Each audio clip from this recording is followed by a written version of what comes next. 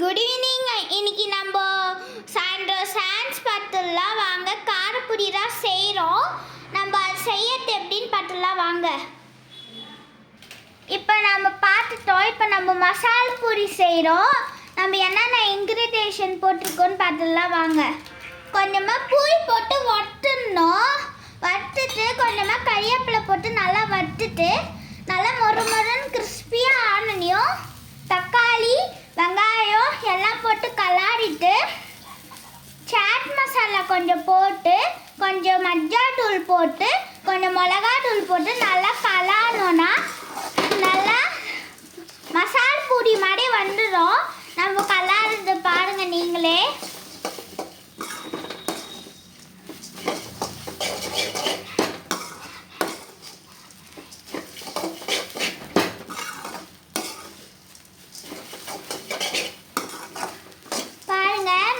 ரெட்டிஷாக வருது கொஞ்சம் கொஞ்சமாக.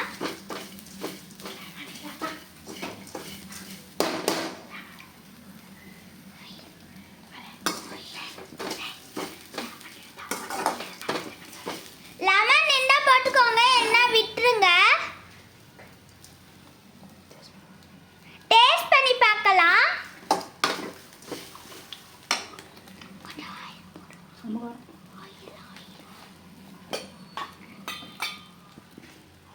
கொஞ்சமாக ஆயில் ஊற்றிக்கோங்க. ஆயில் போட்டு நல்லா கலாடிக்கலாம்.